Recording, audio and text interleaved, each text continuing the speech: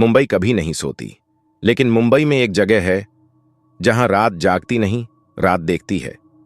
माहिम की एक पुरानी चौल, डिसूजा चौल।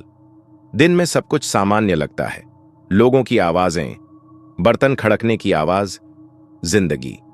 लेकिन जैसे ही रात के 12 बजते हैं, ये चौल कुछ और बन जाती है। इस चौल के ठीक बीचों बीच एक पुराना कुआं है, लोहे की जाली से ढका हुआ, पर पूरी तरह बंद नहीं। लोग कहते हैं यही कुआं इस चौल की सबसे बड़ी गलती है, क्योंकि यहीं से सब शुरू हुआ था।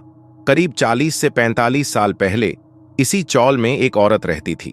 नाम कोई नहीं जानता, पर उसकी आवाज सब पहचानते थे। हर रात झगड़े होते थे, हर रात चीखें आती थीं, हर रात रोने की आवाज पड़ोसी सुनते थे, पर कोई बीच में नहीं पड़ता था। और फिर एक रात सब कुछ शांत हो गया। अगली सुबह लोगों ने देखा, कुएं के पास भीड़ जमा थी। पानी के अंदर से एक औरत की लाश निकाली जा रही थी। गीले बाल, सूझा हुआ चेहरा और टूटी हुई चूड़ियां।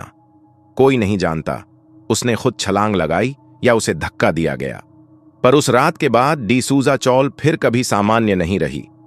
मौत के कुछ दिन बाद रात करीब 12:30 लोगों ने पहली बार कुएं के पास चूड़ियों की खनक सुनी। कोई दिखाई नहीं दिया, पर आवाज हर रात आने लगी, धीमी और धीरे धीरे पास आती हुई। फिर एक रात सिर्फ आवाज नहीं थी, अब शब्द थे। मेरे साथ गलत हुआ है, आवाज औरत की थी। जो भी कुएं के पास जाता उसे लगता कोई उसके पीछे खड़ा है, लेकिन जैसे ही वो मुड़ता, वहां कोई नहीं होता। धीरे धीरे चौल में नियम बन गए, 12 बजे के बाद बाहर नहीं, कुएं के पास नहीं जाना, और अगर औरत की आवाज आए तो जवाब नहीं देना, क्योंकि जिसने जवाब दिया वो फिर पहले जैसा नहीं रहा। कुछ साल बाद एक टैक्सी ड्राइवर ने जो बताया, उसने डर और बढ़ा दिया। रात 2:30 उसे एक औरत दिखी सफेद साड़ी में।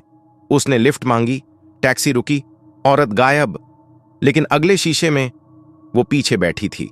ड्राइवर ने वहीं टैक्सी छोड़ दी। आज तक रात में गाड़ी नहीं चलाता। पुलिस रिकॉर्ड्स में कोई आधिकारिक हॉन्टेड केस नहीं है, लेकिन सच ये है, कई लोग अचानक चौल छोड़ गए। कुछ कमरे आज भी खाली हैं, और रात में अब भी शिकायतें आती हैं, क्योंकि सच को कागज में कैद नहीं किया जा सकता। आज भी डिसूजा चौल में वो कुआं वहीं है, ढका हुआ पर जिंदा।